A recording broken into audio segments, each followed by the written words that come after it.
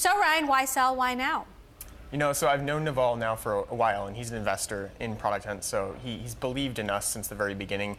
And it was just the right time right now for us as a company to partner with them. And we're thinking about our long-term future, talking more with AngelList and what their plans are. And there's a lot of opportunity for us to work together to ultimately help startups in different ways, not only from funding to talent to distribution and discovery.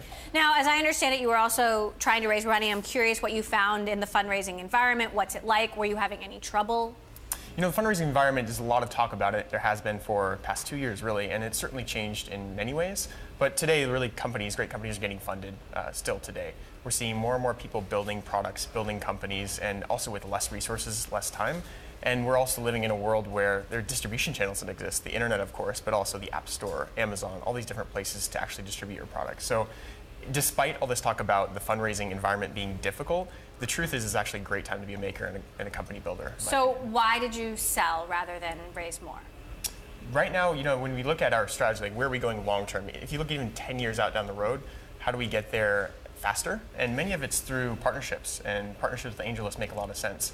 We were looking towards revenue plans and things like that, and AngelList has a fantastic talent platform. They've invested a lot into it and continue to invest in a lot, and that's something that we can see being a part of Product Hunt and AngelList together down the road. Now, Sarah, Bloomberg has a new measurement out, the Bloomberg Startups Barometer, which you say is down 15% from a high of last year. What exactly is this Startups Barometer? What does it mean?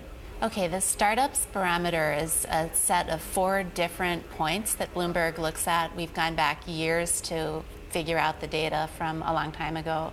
And the 4 points, I'll just show you on this screen, are the number of deals, the amounts that those deals raise, how many of them are first financings. That's a really important metric of how healthy the industry is in the future, and also the number of exits. So simply how many have been acquired or how many have IPO'd.